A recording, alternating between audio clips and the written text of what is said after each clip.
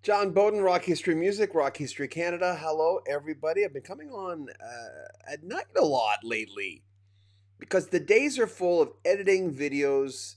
In the last few days, just to let you know, we've been editing Richie Henman, who has High Adventure, his a new book. Richie's the original drummer for the band April Wine. And had a lot of other adventures in music. If you think he's a one-trick pony, man, this guy's done an awful lot.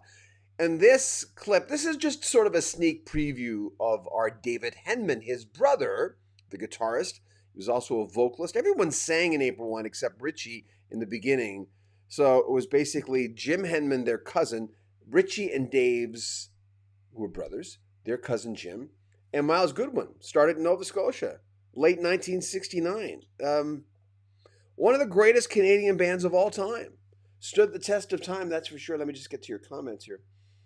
And I like to, and I love the fact. Hey, Neutral 69, how you doing, man? I got some April Wine albums. I've got my Electric Jewels. This is the last album that Richie and David Henman played on. Jim Henman, the cousin, was only on the first album, but ended up playing with Miles Goodwin an awful lot in the latter part of his life. He chose Jim to play with, and Jim was the bass player of April Wine. What we're going to concentrate on in this sneak preview, we're not going to be on, we're going to try to keep it under an hour. The sneak preview of talking to David. I was just talking to David today about putting this on, and now, boy, what is it? It's 7, 8, 9, 10. It's probably 10, 11 in Nova Scotia right now. So as far, I think he's in Nova Scotia. I don't know if he stayed there. Anyone who grew up with me, would know that my favorite Canadian band was always April Wine. There was never, when I became conscious of music, April Wine was my favorite Canadian band right off the bat. It was on the On Record album, their second album, which is basically a record with their faces sort of indelibly stamped, all four of them.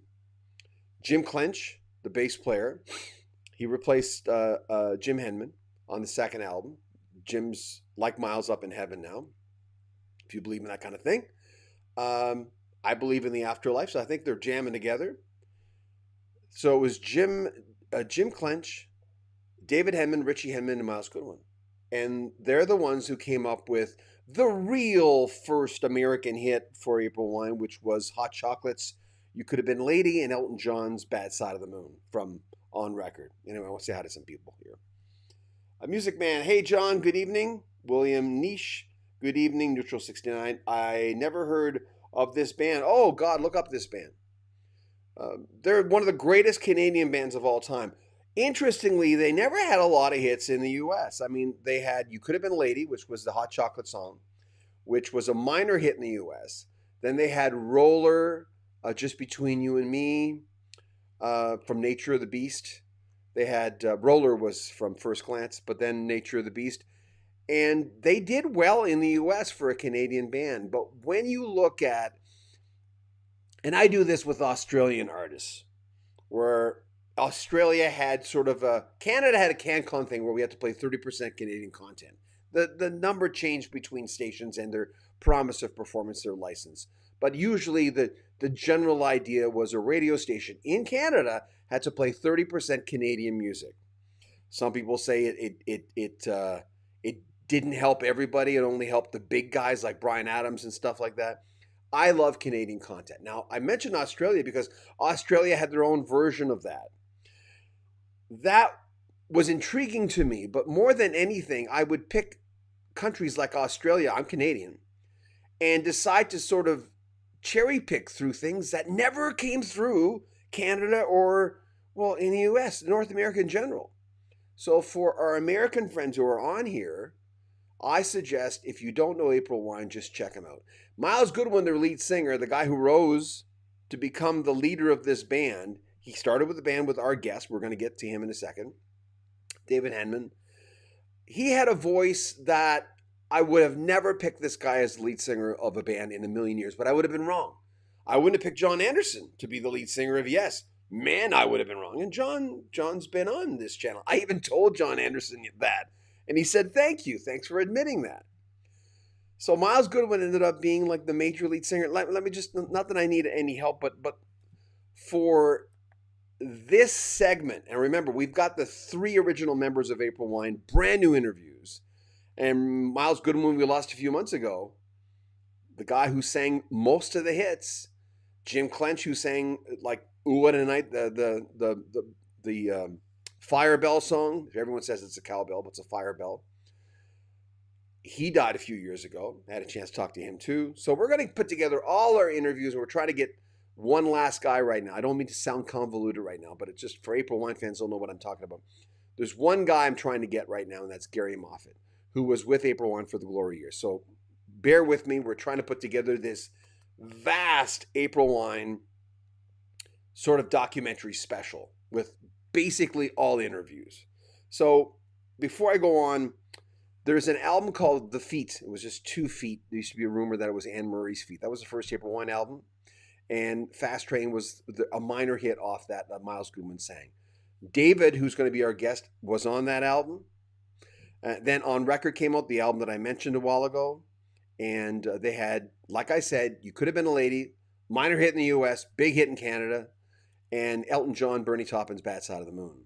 And then came Electric Jewels, Lady Run, Lady Hide, the title song Electric Jewels, Weeping Widow. I should say Drop Your Guns was also on record. Anyway, I've got a lot of comments on here for, I heard look, there you go. Electric Jewels.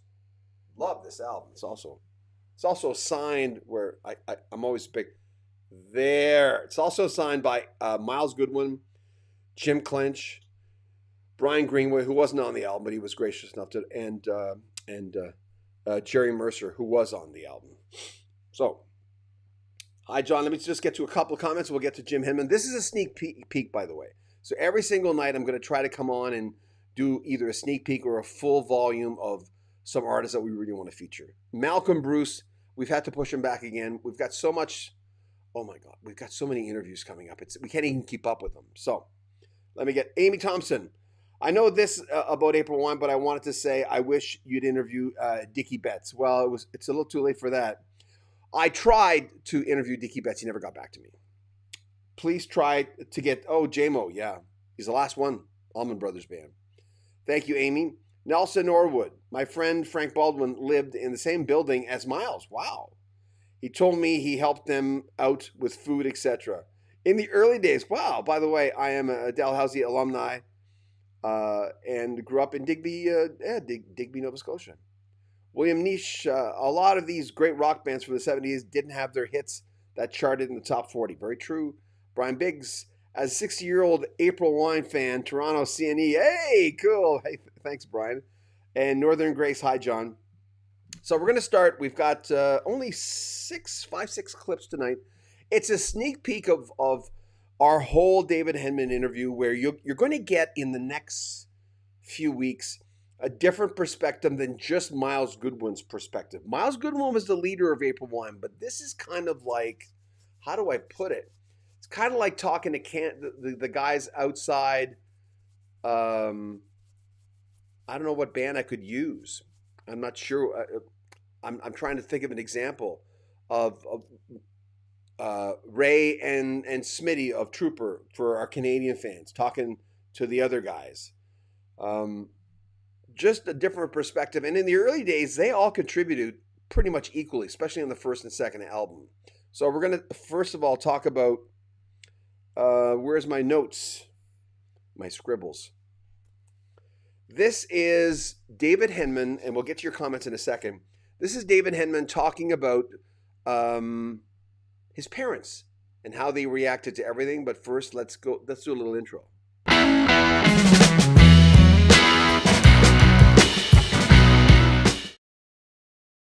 I remember, and I love telling artists this. I remember years ago with the On Record, because that's one of my favorite April Wine records, and I showed it to someone, and the girl, she looked at your picture and she says, "That guy's a model." I'm going, "What?" No, no, I'm not showing you this because you can barely see the guy in the cover. I'm going, you can barely see them. They're wrapped up in that record thing. It's like a little clearer now that re-releases somehow you can see your guys' faces a little bit more. But and then she comes out and she I don't know where she got another picture of you, and this is way back. And she says, that guy looks like a model. That guy should be like a solo artist. And I'm going, no, no, just listen to me. But a woman. So there you go. There you Yeah. go, David Henman. You good. By the way, you look great for your age. Good for you. Oh, thank you. Thanks very much. How were your parents back then? How were this is all going on? Uh, Uh, well, my brother and I were both extremely fortunate to have parents that bit the bullet, so to speak. They just never, they're from a completely different generation. We were playing music that was completely foreign to their ears. But we were just so fortunate to have such supportive parents. They set up a rehearsal thing in the basement. We had an unfinished basement, but we had an area that they set aside for us to rehearse. And halfway through through a band practice, we'd see mom coming down the stairs with a plate of milk and cookies for us. But yeah, they were extremely supportive, and we found out why 25 years later when they celebrated their 25th wedding anniversary or 50th, I think it was. And my brother and I took it upon ourselves to apologize for making all that noise in the house, and they said, "No, no, no, we knew where you were." huh? Great parents. In the next interview, when we play it, I'll just give you a little sneak peek. Richie, his brother, who was the drummer of April Wine, I learned one of the main reasons, and I say this to a lot of drummers, but one of the main reasons I wanted to drum was because of his brother, David's brother, Richie Henman. We just finished chopping up that interview. High Adventures, the name of his new book. We will have, after I'm finished, I'll put the links into the description. But when I heard You Could Have Been a Lady, which was a hit in the US, big hit in Canada, the Hot Chocolate song was a cover, I wanted to play drums. I never really could figure out what he was doing on drums because it was just an interesting kind of beat on drums. And I had a chance to tell Richie Henman, which meant a lot to me, that I learned to play drums. But he was one of the first guys where I heard that. I'm going, I want to learn how to do that. I want to learn how to do that. The main guy in April Wine was Miles Goodwin. He's the guy who sang a lot of the hits. And there you go. You've got, I always get mixed up here. This was the last album with David Henman. This was the live album that came out after that. Uh, this is Stand Back. I've got a t-shirt for that too. This is Nature of the Beast, their biggest album. One of their big albums, The Whole World's Going Crazy, Harder, Faster, 79. A lot of those albums meant a lot to me. I've got almost every April Wine album autographed by Miles and a lot of the other guys. I had a chance to interview them in 2000. But anyone who is a big April Wine fan, I'll get to your comments in a second, but I just want to get through some of these clips. Miles was the guy. He is kind of like an example of Glenn Frey and Don Henley.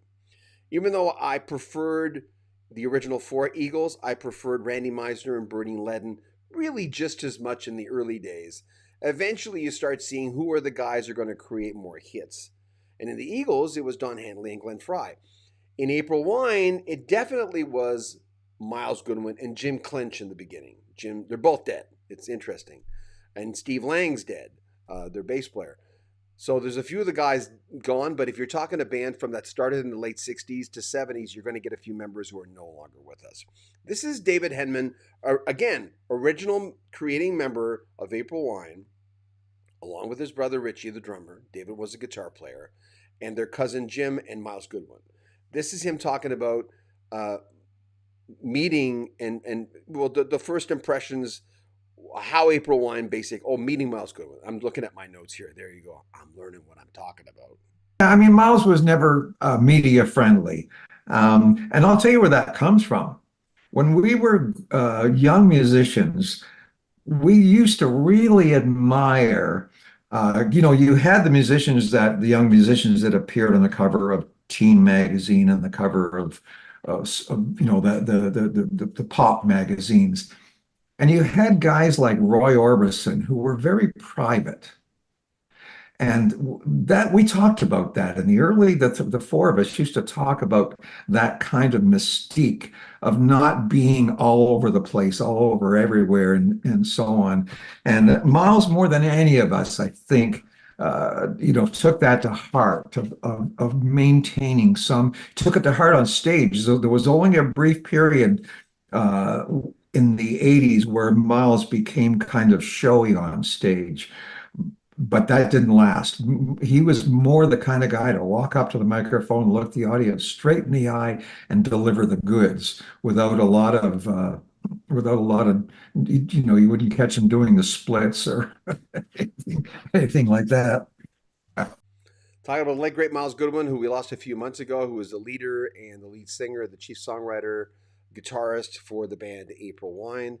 And anyone who lived in Canada would have known April Wine because, unlike in the US, April Wine was one of those A-list bands for so many years. But they didn't win all the Junos, which are equivalent to the Grammys, because it was always someone more important at the time. Trooper, Rush. There was always somebody who was somehow bigger. Loverboy.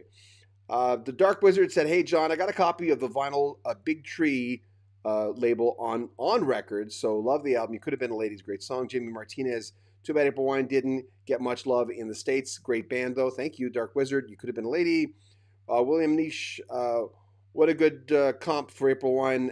And Nazareth and April Wine did a lot of things together. I talked to Dan McCafferty, late great singer of Nazareth. He said they had great times partying with April Wine. Pete Agnew, who's the last remaining member of Nazareth, I had a chance to talk to him, and he just had great memories of just hanging around with April Wine because they did a lot of stuff together. So thank you, William. Brian Biggs, this is awesome. William says, should 38 Special be in the Rock and Roll Hall of Fame? I'm not sure they'll ever get in. There's too many people before them. The Dark Wizard Room. I so love and enjoy all their records. Wish I had caught them live. I saw April Wine more than anybody else, 7 times. Northern Grace, April Wine, great band. We in the northern U.S. states, big fans. Yes, that's a good point. The northern U.S. states saw April Wine a lot, and a lot of other Canadian bands, right? Brian Biggs, last time I saw April Wine was at the Century Casino Edmonton, just before COVID. Oh, I saw April Wine. The first time I saw April Wine was in Northlands Coliseum in Edmonton because I lived in Edmonton all of the 80s. Brian, you probably know 96K Light, CKRA, CFRN, CKXM. I worked for all those stations when I was in Edmonton. Nelson Norwood, They Walk Funny. William Niche, I hope I'm saying that right. Love the song Just Between You and Me. That was their biggest hit in the U.S. Yeah, good point. Northern Grace, back in the day, only radio stations we got were out of Canada. Wow. So we're going to talk about how April Wine started. This is David Henman. This is a sneak peek. This interview was almost 2 hours long. So tonight, it's late for a lot of people, just a sneak peek.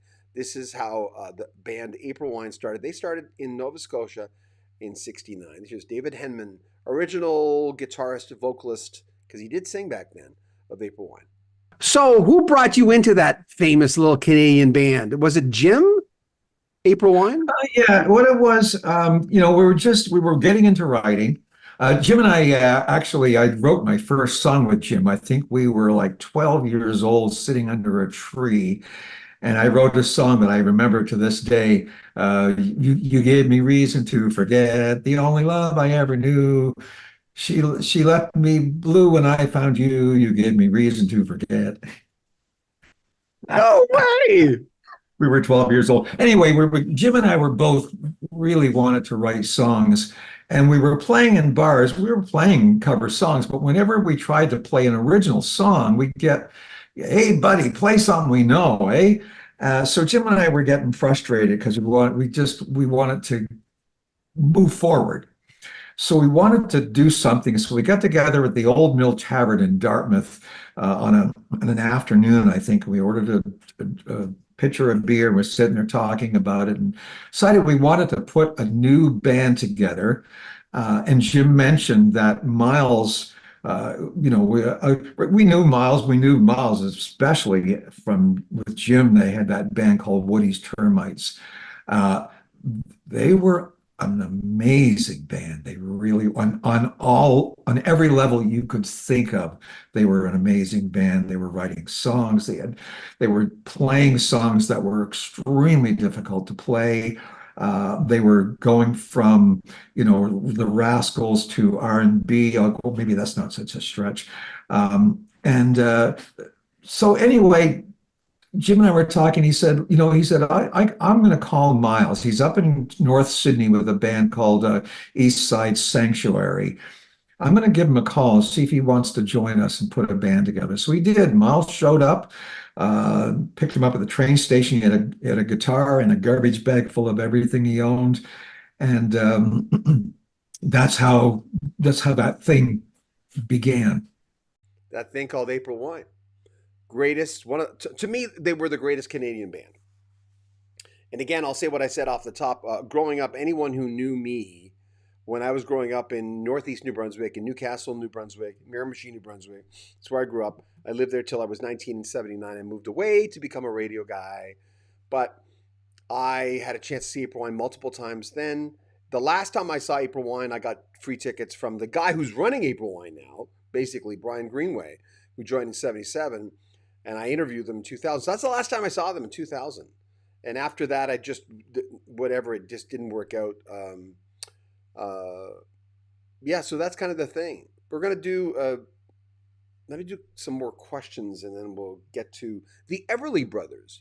David Henman talks about some of his influences. And then we're going to talk about his first impression of Miles Goodwin.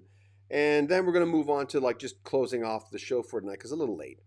And I really appreciate you guys being on, and thank you for everyone. Last night we got a lot of donations, which was really, really nice because we're trying to buy a Shure SM7B. I always have to look at it there because I always forget what it's called.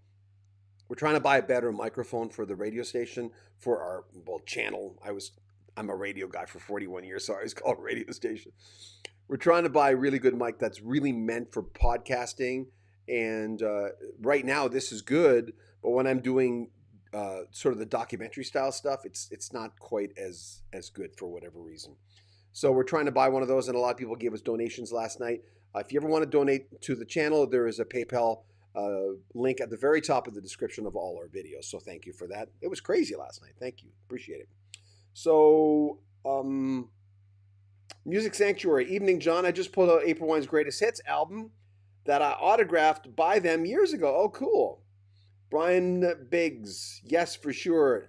Nice to put a face to the voice. Neutral 69. Do you hear about the new inductees Rock and Roll Hall of Fame? Yeah, we did a thing last night, Neutral 69. We did a whole thing last night on the inductees, and I was very happy with Frampton and Foreigner more than anything, because I think Frampton. I was a Peter Frampton freak. When I got Frampton Comes Alive, I immediately started going, oh, Humble Pie, oh, the older stuff. And I bought Frampton's older albums, his solo albums, and I bought almost everything he ever had. I love Peter Frampton. So this is David Henman, original guitarist, and he was a vocalist back then as well. He's still a vocalist of April Wine before Miles Goodwin kind of took over the band. And anyone who knows April Wine would know that Miles really was the guy, like Don Henley and Glenn Frey of the Eagles, who ended up spearheading the band and creating a lot of hits, right? And we lost him a few months ago. This is about the Everly Brothers, David Henman and his inspiration. And then we're going to hear about his first impression of that Canadian superstar, Miles Goodwin, after this clip. By the way, one last thing about the really early days. You had mentioned before the Everly Brothers, hearing them in the 50s. Yeah. What that led to was my brother and I, we would have been around 9 or 10 years old, standing on the front step of my mom and dad's house, holding the kitchen like a broom and a mop, instead because we couldn't play guitar yet, and singing "Bye Bye Love" and "Wake Up Little Susie." Yeah, the Everly Brothers had as much influence on us as the Ventures, mostly for the vocals. That those unbelievable, to this day, people are mystified by those harmonies. It's just how did they do? I mean, I know it's the sibling thing, and of course that acoustic guitar sound. The only other time I've ever heard such a magical acoustic guitar sound would have been probably Dwight Yoakam, who gets an incredible acoustic guitar sound. Saw him interviewed on one of those shows. Whoopi Goldberg, and then the other one was Stephen Stills, who gets just such a powerful acoustic. I mean, they're not the only ones, of course. William Nice, thank you for your donation. I really appreciate that. Your super chat. Thanks for rock and roll history lesson. Hope this helps you getting your new microphone. Thank you. Really appreciate that. That's very kind of you. And by the way, yes, I did do a thing on the Rock and Roll Hall of Fame last night. Also, comment. Rand B says, "I like to rock. Great music." Ah, thanks. That I shouldn't. I'm saying thanks on behalf of April Wine. I had nothing to do with it, but I love the band. They were my favorite Canadian band. My Electric Jewels T-shirt just ordered. I got that for my birthday for my son Chase, and I got the Stand Back album, which is the one right beside my other ear. I've got a T-shirt of that too. So thanks for all the comments. I really, really appreciate it. The Music Sanctuary. In the 70s, April Wine was, sure, we had BTO, Max Webster, Prism Trooper, Red Rider, Streetheart, and more. But April Wine was cranking out the albums and hits. They were very underrated. I really believe that. And anyone who was in my vicinity growing up would have known that I was like a April Wine fanatic. I loved them. It meant a lot to me that I had a chance to interview recently David Henman, who was a founding member, his brother Richie Henman, who was one of the reasons I started playing drums, and the cousin who I've interviewed 3 times, who was only on the first album but played with Miles Goodwin at the latter part of his life, which is Jim Henman. When Miles Goodwin was doing the lead singer, the leader of April Wine, was doing the blues stuff, near the end of his life, he played with Jim Henman, childhood friends. They were in a band called Woody's Termites together, and that was a precursor to April Wine. So thanks for all the folks who listened tonight. We got another, and I'll come back and I'll talk to you guys in a second. But this is David Henman and his first impression of the guy who became a Canadian icon and the leader of April Wine, who we lost a few months ago, like I said, who sang most of the hits, Miles Goodwin. What was your first impression of Miles?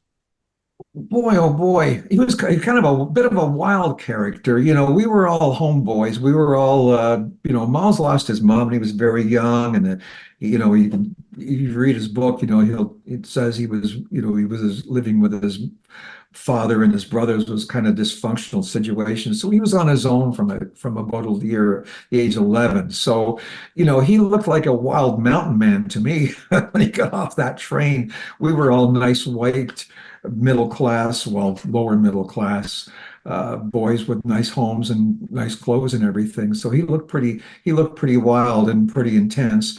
And that was a pretty accurate, to me, a pretty accurate first impression. He was an intense individual.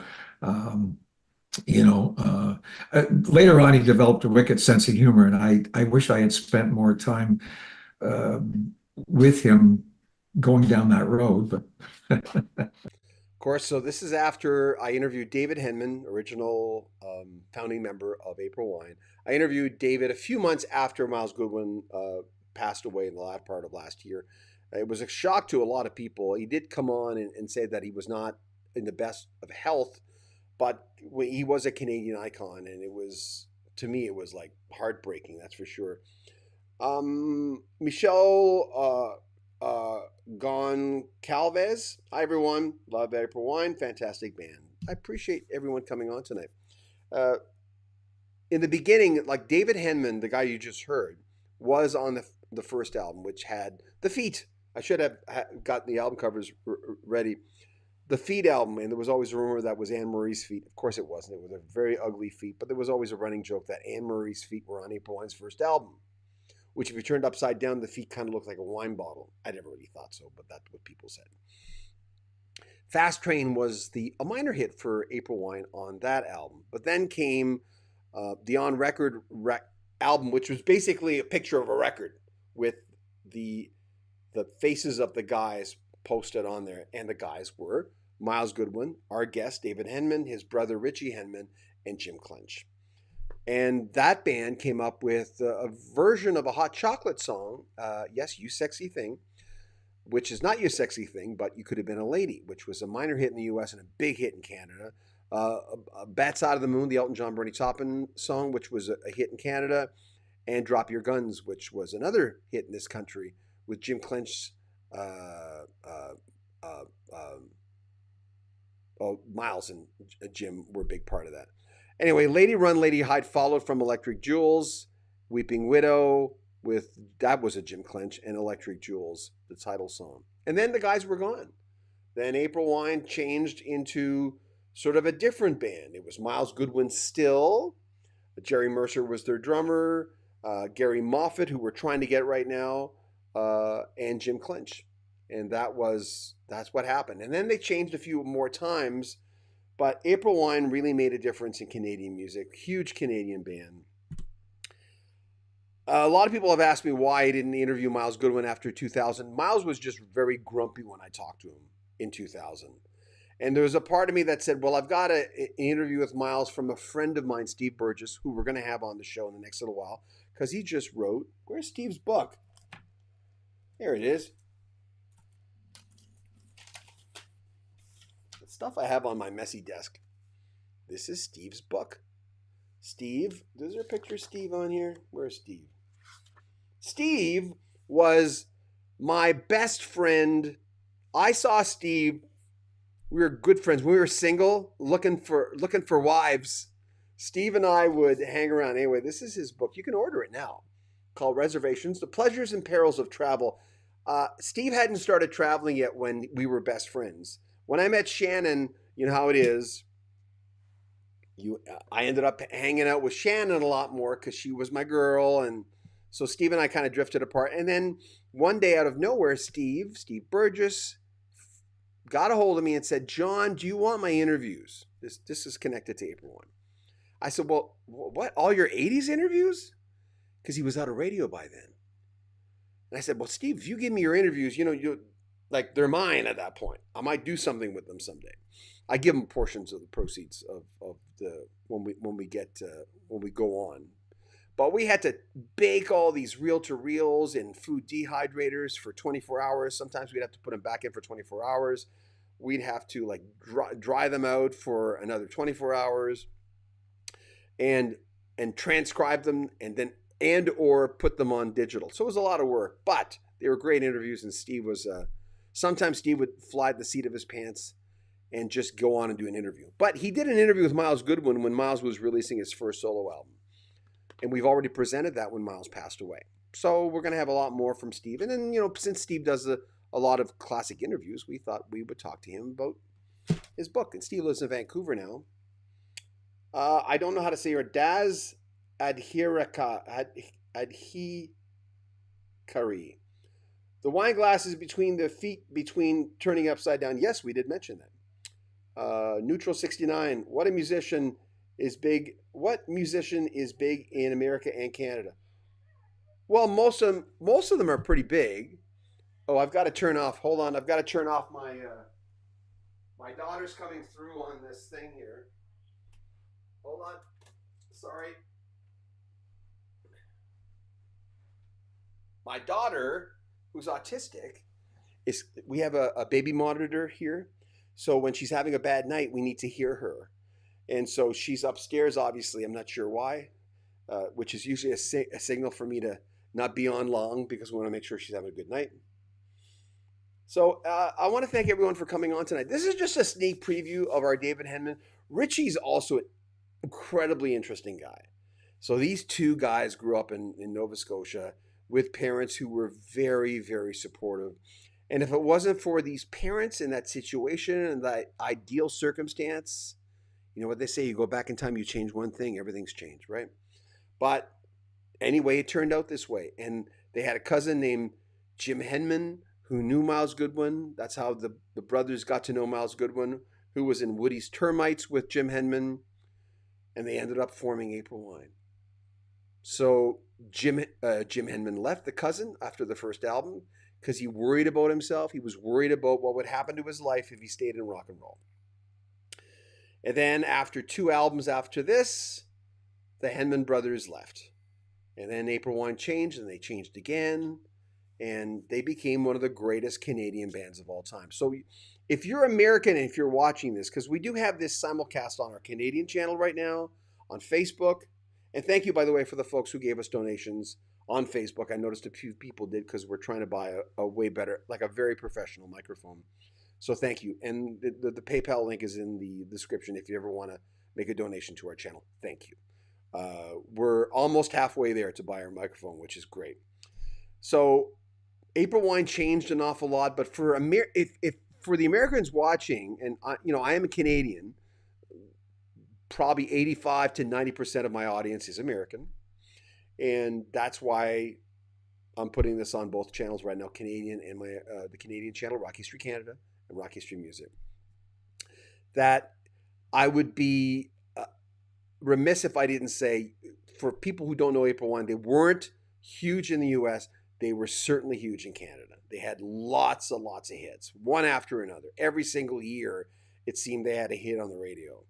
So that's how prolific they were, and that's how big they were in Canada. But there were always bigger bands like Rush. For a while, Trooper was a bigger band, even though April Wine has many more hits than Trooper ever did.